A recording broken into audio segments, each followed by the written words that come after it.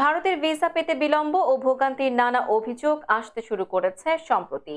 এর মধ্যেই 20,000-এরও বেশি বাংলাদেশি ভিসা আবেদনকারীর পাসপোর্ট ফেরত দিয়েছে ভারত। রোববার এক প্রতিবেদনে এ খবর জানিয়েছে ভারতীয় সংবাদ মাধ্যম দ্য প্রিন্ট।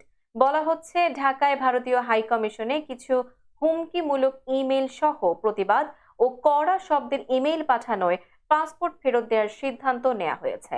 বাংলাদেশের নাগরিকদের জন্য ভিসা পরিষেবা অনির্দিষ্টকালের জন্য স্থগিত থাকায় পাসপোর্টগুলো ভারতীয় হাইকমিশনের তত্ত্বাবধানে ছিল বলে উল্লেখ করা হয়েছে প্রতিবেদনে।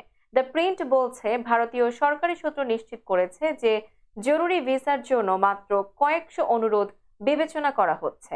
এর মধ্যে প্রাথমিকভাবে মেডিকেল, স্টুডেন্ট এবং ডাবল এন্ট্রি ভিসা অন্তর্ভুক্ত রয়েছে। প্রতিবেদন মতে, গত মাসে শেখ হাসিনা সরকারের পতনের পর বিক্ষোভের কারণে বাংলাদেশে ভারতীয় ভিসা আবেদন কেন্দ্রগুলো অনেকাংশে বন্ধ থাকায় বহু ভিসা আবেদনকারীর পাসপোর্ট ঢাকার হাই কমিশনের কাছে থেকে যায়।